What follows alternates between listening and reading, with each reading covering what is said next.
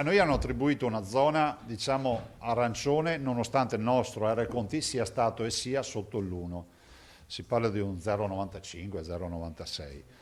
Ci è stata attribuita la zona arancione in virtù del tasso alto di ospedalizzazione, che ricordo oggi essere il sesto tasso di ospedalizzazione a livello nazionale. Il Veneto resta in fascia arancione probabilmente per almeno altre 2 settimane, ma sottolinea il presidente Zaia nel quotidiano Punto Stampa, a differenza delle altre regioni che vedono una ripresa del virus, in Veneto dopo un mese di dicembre drammatico si comincia a vedere una decrescita della curva epidemica ed un calo della pressione sugli ospedali. Sull'area non critica è il vero dato, quando si cala come si sta calando in queste ore, vuol dire che abbiamo una prospettiva di terapie intensive che sarà in calo fra 10-15 giorni. Ma non bisogna abbassare la guardia, continua a ribadire Zaia, che giudica così la decisione del governo di continuare con la chiusura dei confini regionali. Voglio anche ricordare che siamo circondati da regioni che comunque non hanno una situazione sicuramente migliore della nostra. E quindi immagino che a livello nazionale ci sia anche una visione rispetto a quello che può essere la terza ondata, che è quella che ha messo in ginocchio i tedeschi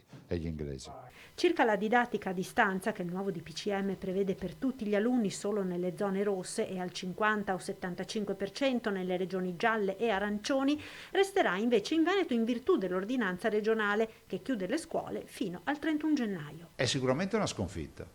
Però davanti a un tema di sanità pubblica non si può liquidare questa partita pensando che sia una questione da zotici o da rozzi localisti, perché vi ricordo che l'ordinanza io l'ho adottata per primo, per carità o sta colpa, ma vedo che l'Italia mi è venuta dietro.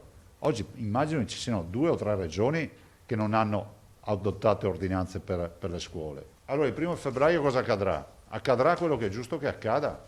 Se non ci sono rischi si apre, se no si valuterà lo scenario.